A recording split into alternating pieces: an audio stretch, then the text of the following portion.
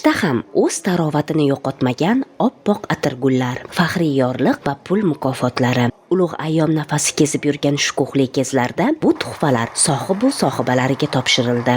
Biz bundan juda xursandmiz. Hammamiz ko'tarinki ruhda, bayramona kayfiyatdamiz. Bizga davlatimiz tomonidan yaratilgan qulayliklar uchun juda minnatdormiz.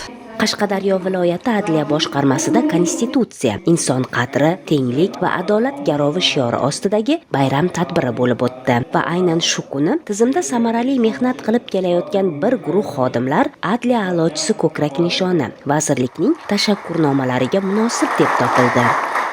Bu bizning jamoamiz uchun juda ham bir quvonarli holat, juda ham biz xursandmiz. Bosh qomusimiz bo'lgan O'zbekiston Respublikasi Konstitutsiya bayramini biz har yili mana shunday katta ko'tarinki ruhda o'tkazamiz. Bu huquqshunoslarning asosiy bayrami ham desam adashmayman. Barchani O'zbekiston Respublikasi Konstitutsiyasining 33-yilligi bilan tabriklayman.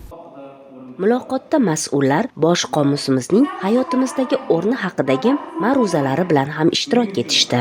Asosiy qonunimizni bilgan, unga amal qilgan xalqning yo'li yorqin, kelajagi esa mustahkam bo'ladi. Bugun biz bir haqiqatni chuqur anglab turibmiz. Konstitutsiya bu davlatning kuchi emas, xalqning kuchidir. Shuning uchun uni himoya qilish, unga sodiq bo'lish har birimizning sharafli burchimizdir.